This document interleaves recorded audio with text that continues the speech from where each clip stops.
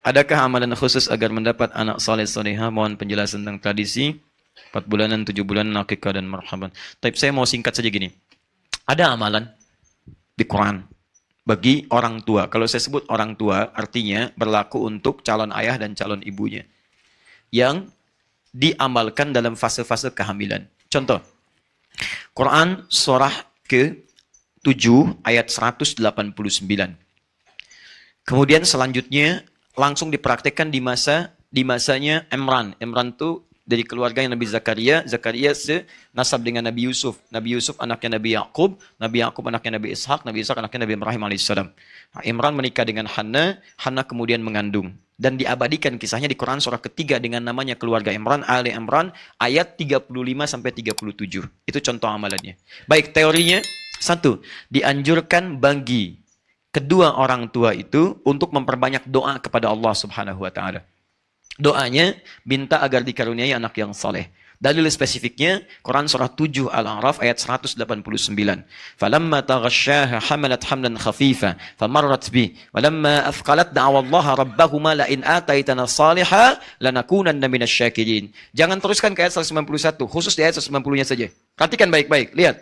Tatkala suami istri mulai bercampur, istri mulai mengandung, kandungan lemah sampai kandungan berat, sulit luar biasa. Di masa-masa itulah perbanyak doa kepada Allah.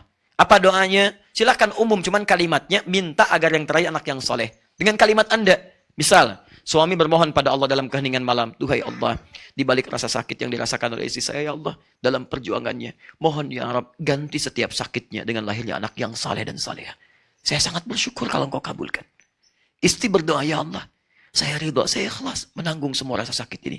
Berjuang demi amanah-Mu ya Rabb. Tapi saya mohon ya Allah, ganti setiap sakit yang saya alami.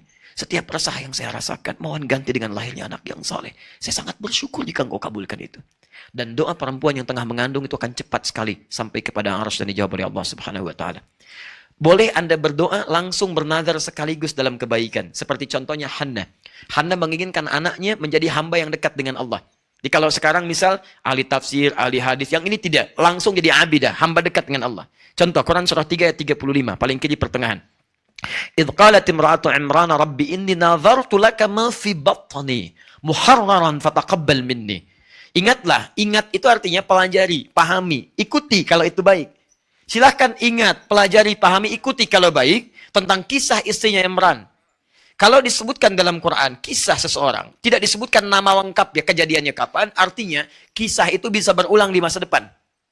Ingatlah, pelajari, pahami, ikuti tentang istrinya Imran yang ketika mengandung, dia bernazar kepada Allah dengan kandungannya. Ya Allah, saya bernazar dengan bayi yang dikandung ini. Mohon ya Allah, terima nazar saya. Jadikan anak ini anak yang saleh. Saya nazarkan hanya untuk ibadah saja kepadamu, bukan urusan yang lain. Saya nazarkan untuk urusan agama saja, tidak urusan yang lain. Maka apa yang terjadi? Mohon, mohon, mohon, mohon. Maka diterima oleh Allah Subhanahu wa taala. Ketika lahir, diterima doanya. Bahkan ketika lahir berdoa lagi, diberi nama yang baik. Wa inni samaituha Maryam wa inni u'idzuha bika wa dzurriyyataha minasyaitonir rajim. Poinnya adalah di dua ayat ini Quran mengisyaratkan perbanyak doa kepada Allah. 3. Quran kita ambil surah ke-2 Al-Baqarah ayat 172. Singkatnya, awas, hati-hati. Hati-hati betul dengan kalimat ini. Tolong maaf ya, tolong ayah-ayah, calon ayah ketika istri sedang mengandung, juga nanti setelah melahirkan, saya bicara dengan tahap kandungan dulu, jangan sekali-kali membawa yang haram ke dalam rumah sampai dikonsumsi oleh istri Anda yang tengah mengandung. Karena bahayanya luar biasa. Begitu Anda dapatkan yang haram, dari hasil yang tidak baik, hasil sogokan, hasil penipuan, hasil riba, hasil macam-macam, dimasak jadi makanan, ditelan kemudian oleh istri Anda, masuk ke dalam makanan yang diserap oleh janin anak Anda. Itu yang berbahaya. Maka ketika masuk ke situ, ada larangan yang sangat berbahaya di situ. Maka turunlah ayat-ayat meminta para ayah untuk mencari nafkah yang halal. Ya ayyuhalladzina amanu kulu min thayyibati ma razaqnakum. Hei orang-orang beriman, sepanjang Anda mengaku beriman, cari yang halal, cari yang baik-baik. Kalau kamu sudah sediakan yang baik, kenapa kamu pilih yang tidak baik? Kamu bisa pilih yang halal, kenapa yang haram? Toh kamu itu ketika hidup tidak akan kehilangan rezeki, jangan takut kehilangan. Dicari yang halal, dapatnya segitu berkah. Cari yang haram, dapatnya segitu juga. Ingat, rezeki Anda tidak akan tertukar, hanya putri yang ditukar. Ingat, menteri yang tertukar. Rizki tidak. Kalau jatah Anda sampai meninggal 1 miliar, sampai wafat 1 miliar nggak akan tertukar. Anda cari yang haram, dapatnya 1 miliar. Anda cari yang halal, dapatnya 1 miliar. Kalau bisa dengan cari yang halal, kenapa cari yang haram? Kenapa? Kalau bisa dapatkan dengan cara yang taat, kenapa bermaksiat? Bedanya di keberkahan. Rizki yang berkah itu menghadirkan segala kemuliaan dalam hidup Anda. Dia tidak akan kehilangan rizki. Jangan khawatir, jangan takut. Datangi yang halal. Masuk konsisten di dalamnya. Baik, teman-teman, ini poinnya. Begitu Anda coba-coba mengambil itu semua, maka apa yang terjadi? Anda sedang memandang bara neraka dalam perut istri Anda, plus dalam janin anak Anda. Maka yang lahir akan sesuatu yang luar biasa. Kata Nabi, hati-hati. Paling minimal doanya sulit akan terhijab dengan yang haram itu. Ya, awas. Tsumma dzakara rajulan, Nabi mengisahkan seorang lelaki yutilu safar, menempuh perjalanan panjang. As'asa aghbara, sampai berpenampilan dekil, kumal. Maaf, yamudu yadaihi ila sama, tangannya diangkat ke langit, fayaqulu ya Rabb ya Rabb. Dia melakukan 3 amalan untuk mempercepat dikabulkannya doa. 1, perjalanan panjang karena Allah. Dia ingin bertobat karena Allah. Perjalanan ingin berdoa karena Allah. 2, mengangkat tangan. Doa orang yang mengangkat tangan lebih cepat dikabulkan dibandingkan dengan yang diam. 3, menyebut al-asma'ul husna. Orang yang memulai dengan al-asma'ul husna lebih cepat dikabulkan dibandingkan dengan yang tidak. Dia melakukan ketiganya. Seharusnya 3 kali lebih cepat dari orang biasa. Tapi kata Nabi, anna yustajabu lidzalik. Mustahil doanya bisa dijawab. Mustahil, mustahil, mustahil. Mustahil. Kenapa? Maaf, mat'amu haramun. Karena makanan yang masuk ke perutnya haram. Perhatikan sini. Ini apa? Gelas. Isinya apa? Halal atau tidak? Apa fungsi air? Menghilangkan haus. Kita cek. Bismillah. Alhamdulillah. Sekarang lihat. Gelas ini kosong atau berisi? Atasnya ada penutupnya atau tidak? Tidak. Isinya apa? Air. Kalau saya masukkan spidol, bisa nggak? Bisa. Masuk. Kan? Bismillah. Lihat sini. Ini atasnya terbuka, saya masukkan spidol, masuk. Saya masukkan uang, masuk tidak? Masuk. Saya masukkan. Saya masukkan mutiara, masuk tidak? Tergantung, kalau mutiara sebesarnya tidak, ya. Di poinnya, kalau kita kikis-kikis, masuk.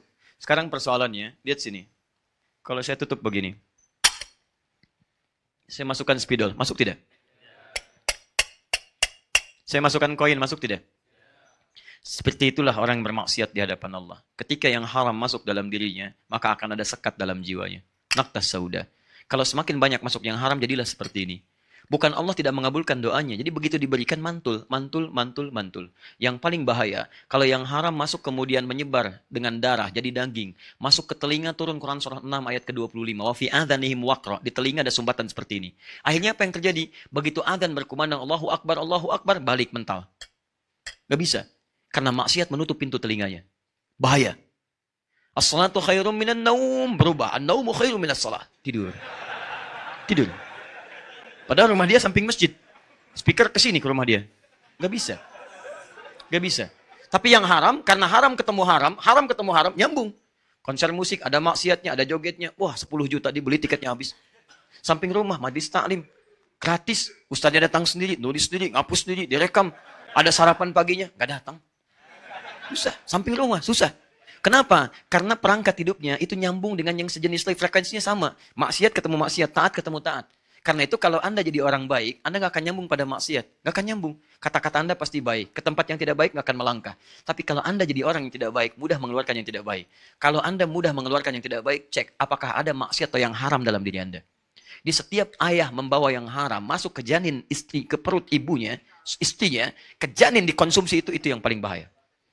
4, terakhir. Ini tolong maksimalkan amalan keempat ini khususnya saat usia kandungan 4 bulan. Karena usia kandungan 4 bulan itulah roh mulai ditiupkan. Di sebelum 4 bulan roh belum ada. Saat 4 bulan roh ditiupkan. Apa dalilnya? Hadis Al-Arba'in aja paling cepat. Al-Arba'in karang Imam An-Nawawi, nomor hadis yang keempat. Riwayat Abdullah bin Mas'ud radhiyallahu taala anhu. Paling kanan paling kiri sebelah atas. Ya, ada kitab Al-Wafi halaman 59, buka itu dengan syarahnya. Baik, singkatnya, lihat, inna ahadakum yujma'u fi batni ummihi arba'ina yawman nutfah. Setiap kalian dihimpun di perut ibundanya 40 hari pertama berbentuk nutfah. Pancaran spermatozoa dengan ovum. Sperma nyatu dengan ovum nyatu jadi satu, baru berproses. Tsumma yakunu mithla dzalika 'alaqah. 40 hari kedua jadi 'alaqah, nempel di zigot di dinding rahim. Tsumma yakunu mithla dzalika mudghah. 40 hari ketiga usia 4 bulan, 120 hari berbentuk mudghah, keratan daging yang mulai berbentuk. Tsumma yursalu ilaihil malak, diutus seorang malaikat, fayanfukhu fihi ruh, ditiupkan ruh. Di usia 4 bulan roh mulai ditiupkan. Seorang yang tengah mengandung dalam usia 4 bulan, hati-hati. Ingat, seorang yang telah mengandung artinya perempuan dengan rahimnya, bukan laki-laki yang sewa rahim. Hati-hati.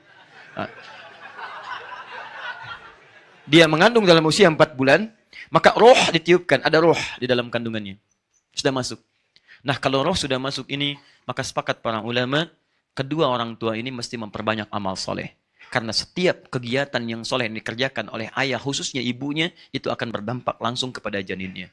Dan hebatnya, itu sudah diteliti oleh para dokter, termasuk dokter-dokter dari kalangan non-muslim. Saya coba konfirmasikan ini ketika mengandung istri saya. Ya, ketika mengandung istri saya anak yang pertama. Datang kami ke dokter kandungan muslimah. Ketika datang, langsung mengatakan, ya Pak, ini sudah ada penelitian Pak, dari dokter-dokter se-Asia, muslim. Menyimpulkan bahwa ketika ayah ibunya banyak berbuat amal soleh, itu langsung berpengaruh pada posisi janin di dalamnya. Bahkan di Malaysia pernah langsung kalau kita mungkin di kayak USG gitu ya, seperti itu, dan dibacakan Quran. Begitu dibacakan Quran, kemudian dilihat di 4 dimensinya, ternyata posisi janin itu tiba-tiba berubah seperti bersujud. Nah, hasilnya ternyata luar biasa. Semakin banyak orang tua berbuat amal soleh. Misal, Anda rajin baca Al-Quran, rajin menunaikan sholat, tahajudnya macam-macam. Itu akan berdampak pada keadaan janinnya. Sebaliknya, orang tua yang rajin maksiat akan berdampak dahsyat pada keadaan janinnya. Nah, ternyata pembuktian luar biasa. Saya coba itu semua. Ya, jadi ketika istri misalnya tengah mengandung, baca Quran pun. Baca Quran, bismillah. Kalau capek tempelkan earphone-nya. Ayo, tempelkan. Ketika keluar, tempelkan. Apa yang terjadi? Begitu lahir anaknya, ada kecenderungan luar biasa pada kebiasaan saat mengandung. Dia begitu lekat dengan Quran. Sampai kami beri nama Muhammad Hamilul Quran. Saya pergi dakwah, itu di rumah, ini mungkin sharing saja. Anda bisa praktekkan, tidak harus lo jadi ustaz. Ya, kita bikin beli speaker aktif. Ya. Kemudian diisi dengan murattal, isi murattal. Itu 24 jam bunyi terus. Kami keluar pun ada, dan hasilnya enak Pak. Gak percaya silakan, rumah kita tuh sejuk, tenang, dengan suasana Quran. Nyala aja terus. Anda keluar pun biarin aja begitu. Dan rasanya beda ketika mati akan lain. Kayaknya ada yang hilang gitu. Ada yang hilang minimal suaranya. Dia nggak enak lah pokoknya. Nggak enak. Nah, suasananya nggak nyaman. Tapi yang paling dahsyat adalah satu kali saya pulang, anak itu nangis tak berhenti. Saya bilang, kenapa ini? Nggak tahu dari tadi nggak berhenti katanya. Saya dengarkan, coba kembalikan ayatnya ke Ar-Rahman. Begitu dikembalikan, dia diam. Balikin lagi ke yang tadi. Dia nangis lagi. Begitu terdiam, saya menangis seketika. Ternyata ayat yang didengar tadi sedang berbicara tentang surah-surah kiamat. Dia sering mendengar. Surah-surah itu menggerakkan jiwanya untuk mengeluarkan air matanya. Begitu dikembalikan ke surah-surah yang sejuk, dia diam lagi. Dan anak ini pertama kali bisa merangkak mengejar tilawah kami. Saya sedang isi dengan murajaah, dia mengejar tilawah Quran. Dia rebut mushafnya. Begitu mendengar suara Quran. Dan dia bisa merangkak di situ. Dia bisa berdiri ketika mendengar suara Quran dalam sholat. Dia bawa sapu, loncat-loncat begini. Bukan loncat, jalan-jalan. Ya, misalnya. Kemudian berdiri. Tahu-tahu di samping kami sudah berdiri. Dan dia bisa berdiri dengan mengejar Qurannya. Tapi hati-hati yang penting, ketika sudah dekat dengan Quran, nah jangan Anda hadirkan lawannya. Salah satu lawannya itu musik-musik, apalagi yang tadi yang ada maksiat-maksiatnya, dia akan lupa lagi di situ. Ya, bukan berarti haram dalam konteks itu, ya bukan, tapi akan mengganggu frekuensinya di situ. Dijauhkan dulu, kecuali hal-hal yang bisa membantu notasi-notasinya. Nah, saya kembalikan lagi teman-teman sekalian kepada yang tadi, ayo kerjakan. Sebaliknya, saya langsung menangani kasus dan ini nyata. Saya sendiri yang tangani pada saat itu. Maaf. Ada seorang ibu, solihah luar biasa. Suaminya juga saleh. Datang bawa anaknya, belajar di kelas kami. Di awal-awal saya datang ke Indonesia, kemudian mengajar, ada 30 anak saya kumpulkan. Itu Masya Allah. Apa yang terjadi? Anak yang lain rapi, dia pun rapi, duduk gitu kan. Setelah itu mulai dia bergerak. Setelah selesai pengajaran, tiba-tiba ibunya datang. Ustadz, saya terima kasih katanya. Kenapa terima kasih? Saya bingung. Kenapa bingung Bu? Anak saya, kalau saya bawa kemanapun, itu selalu saya tunggu di depan kelas. 5 menit pasti oleh gurunya diantarkan lagi. Oh begitu Bu ya? Kenapa? Gak tahu Ustaz, kok di sini bisa baik? Ya udah saya lihat dulu. Begitu pertemuan selanjutnya mulai muncul adatnya lagi. Apa itu? Mengganggu kawannya, macam-macam. Lupanya dia mengamati, menyesuaikan, mulai muncul. Kita perbaiki pelan-pelan. Baru di situ saya paham, ini kenapa kok anak beda dengan ibunya? Pasti ada yang salah. Pasti ada yang tidak nyambung. Saya menduga saat itu barangkali ini diadopsi. Ternyata betul ketika saya tanya, Ustaz, mohon bisa dipahami, anak itu sesungguhnya kami angkat adopsi, kami selamatkan bahasa dari seorang ibu yang mengandung anak kembar.